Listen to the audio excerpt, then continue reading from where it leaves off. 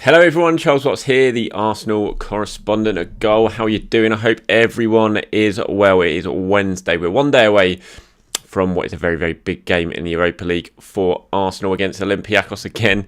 And we've just been speaking to Mikel Arteta and Thomas Partey ahead of the first leg in Athens. Arsenal will fly out later today to Greece.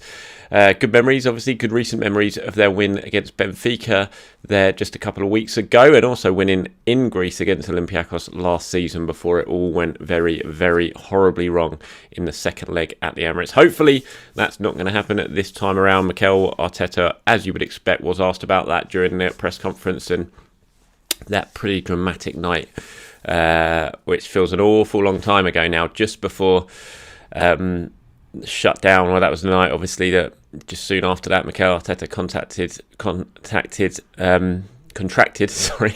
coronavirus, and then the whole football landscape changed, and we're still not back to normal yet. But I thought I'd pop on, talk a little bit about what Arteta, but first Thomas Partey actually had to say ahead of that game, and then look a little bit towards Thursday night's match and the team news, that sort of thing. So let's get going. Let's start with Thomas Partey, shall we? Because it was quite interesting to get to speak to him. It's been a difficult time for him since he arrived at Arsenal. I think we've all seen glimpses of what he can bring, but the injuries have certainly, limited his impact since making that move from Madrid that we were all so excited about last summer. He's only started 11 times, Thomas Partey. I think it's 16 appearances in all competitions since that £45 million move from Atletico on the final day of the transfer window.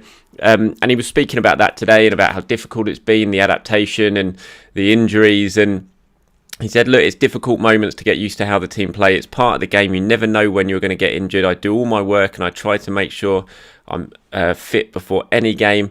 I think the injuries are part of the adaptation. Now I feel good. I'm doing all the necessary work to be more fit and to play more games. I still have time. I'm doing my best to get my level of competition up, and I think everything will be fine and I'll be able to show what I can do. Now, I think we all certainly hope that Thomas Partey can show what he can do soon, because we've seen glimpses of it, like I said, but just not enough yet. And it's so clear, I think, when he is fit and firing, how transformative he can be to this Arsenal team. He was asked in it, have you felt 100% yet at all since you've moved to Arsenal? And he said, yes, there's been a few games, I think, against United at their home and against Wolves away. Also, I was able to show what I can do. Due to less games and less training, I think I have to now keep working, keep trying to get back to that level again. So only 2 times has Thomas Partey felt like he's reached his true potential so far while playing for Arsenal. And I think it's no surprise, really, when he names those 2 games, because he was an absolute monster in that win at Old Trafford way back whenever it was. I think it was it might have been 1st October, something like that. That 1-0 when he was absolutely fantastic. That was just after he'd arrived, and then that was a real sort of impact performance. That one was sending a message to the whole of the Premier League about just how good Thomas Partey can be. Dominated that midfield. Everyone was raving about him afterwards. I remember Roy Keane sitting in the studio at Sky Sports saying he wished he had him in the United midfield. And unfortunately, the injuries to that, the 2 thigh injuries, the 1 hamstring injuries, totally robbed us of an opportunity to really see him repeating that type of performance over and over again. He also highlights the game against Wolves when he was fantastic in that first half at Molineux, when Arsenal were brilliant and Partey absolutely ran the show. He understandably got tired in the second half after that. I think he ended up going off once the red card, certainly the second red card happened. But those are the 2 games that certainly stand out in my mind for when we've seen Thomas Partey at his best. And it was interesting listening to him speaking about the issues he's faced and the difficulties of settling in and adjusting to the Premier League, and why he believes that's certainly played a part in the injuries that he's picked up. He also spoke about plenty of other stuff, talked about the importance of winning the Europa League to get into the Champions League, and how Arsenal, vital it is for Arsenal to be in that competition, and what it will do to attracting players and all that sort of thing. The full transcript is up now on Arsenal.com, but I'll also drop the piece that I've written from the press conference with Thomas Partey in the comments section below, so you can have a read of that, where he talks about his injuries and the Europa League and that sort of thing. Right, let's move on to what Mikel Arteta had to say. Obviously, a lot of this was about last year's games against Olympiacos and what it felt and how dejecting it was. I mean, I remember the mood at the stadium after that game with the way it happened, the last minute winner for Olympiacos, and then Orba going down and missing that chance for the last kick of the game in injury time at the end of extra time to send Arsenal through, and just the feeling of dejection after the match that Arsenal managed to throw that away after winning the first leg in Greece. And Mikel was asked about, is this your chance for revenge? And that is something, it's a word that's been spoken about a lot since the draw. And he said, obviously last time it was a tough one to swallow. The way it happened at the end, it was really cruel after everything we did in the 2 games to lose it that way and with the late chance Orba had.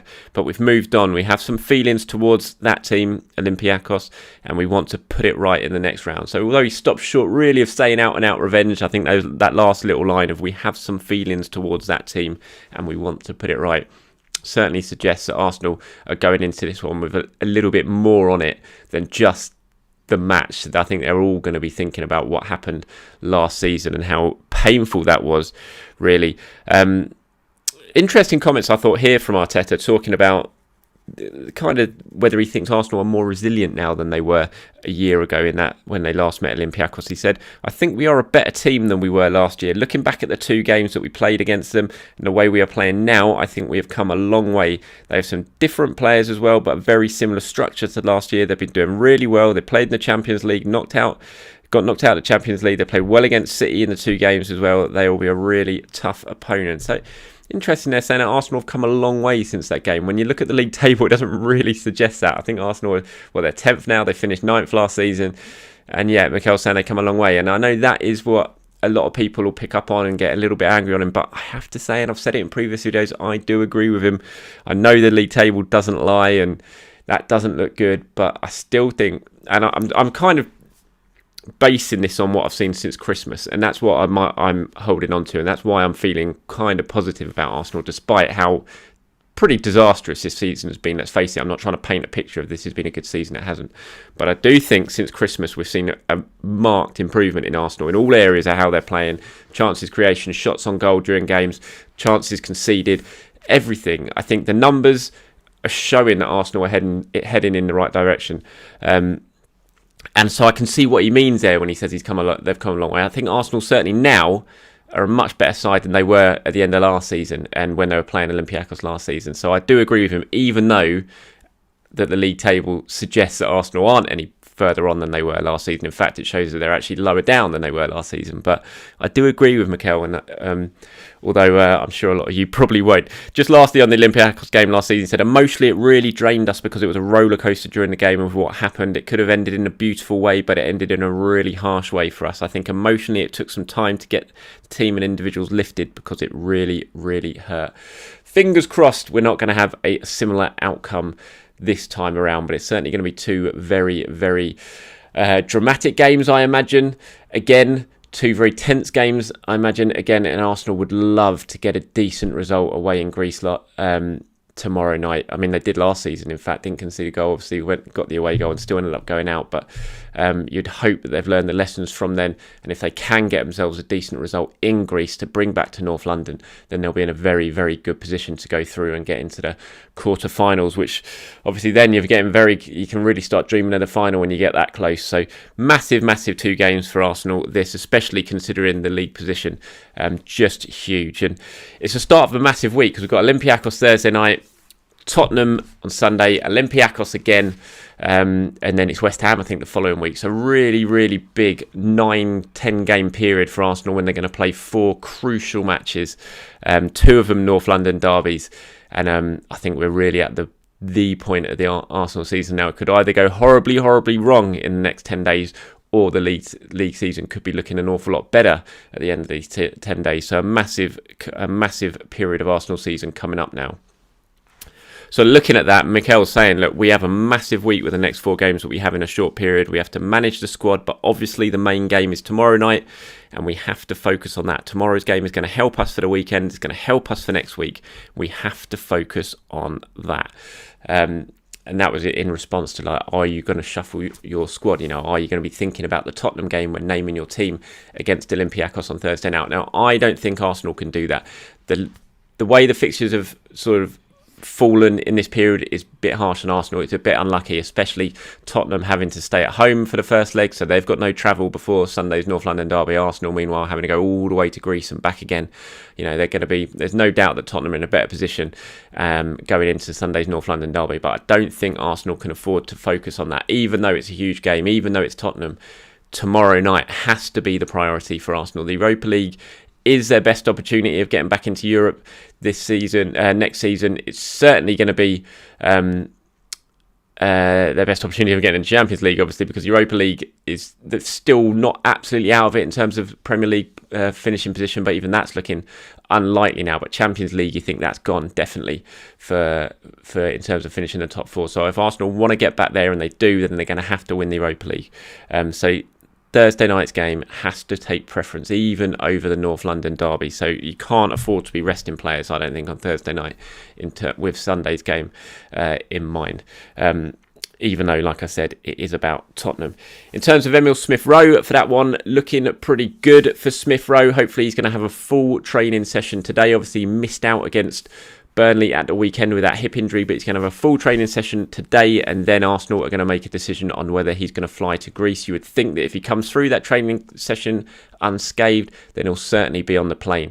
Any sort of risk involved, if that training session, if he feels anything in that, you'd imagine Arsenal will just leave him at home and let him get ready for the Tottenham game on Sunday, because he may be young, may not have played too much football this season, but Smith-Rowe is clearly a very, very important player in Mikel Arteta's new look sort of plans for Arsenal that we've seen since Christmas. So good news on Smith-Rowe. In terms of the other team news, Arsenal looking pretty solid, I would say. They're in a decent position at the moment, considering, I've said it time and time again, I know Arsenal's medical team get a bit of grief at times, but when you consider the demands of this season, how many games have been played in such a short space of time, no pre-season, the fact to be where they are now in what are we, March, and basically everyone is fit. Runarson's back fit again. Suarez, I know he didn't play against Burnley, but he was only rested at the weekend. He did travel up to Turf Moor, so he'll be involved, come back into the squad this time around. And like I said, Smith-Rowe's got a late fitness test. But other than that, unless it's something we don't know about or something that happens in training today, then Arsenal are in pretty excellent condition going into what is a crucial period of the season for them. So that is good news for Arsenal. Certainly good news for Mikel Arteta. Now, if you haven't seen it, I did an interview with Bruma this week. Portugal international, plays for Olympiacos, will be involved obviously tomorrow night and in both legs for the Greek champions. He's on loan there from PSV for the season. I spoke to him about this game, about Emil Smith-Rowe, who is teammates at Leipzig. I think that piece hasn't gone live on Goal yet, but it will be coming later on today. So please do check out my social media. Go to follow me on Twitter at Charles_Watts. I'll tweet that link out once it's live. But the main part of the interview went up yesterday. He talks about a lot of stuff. Talks about coming up against Cedric Suarez. Obviously, they were teammates at Sporting Lisbon, and they are teammates with the Portuguese national team. Talks about Socrates as well. Socrates only 6 weeks ago left Arsenal for Olympiacos, and now, as is the way in football, he ends up getting drawn against them and will be returning to the Emirates and coming up against his former teammates tomorrow night in Greece as well. He talks about that, talks about him revealing some secrets ahead of the game. I'll just go through a couple of the quotes. This is what Bruma had to say to me on Socrates. He said, "He has told us some secrets, but I won't tell you any of them.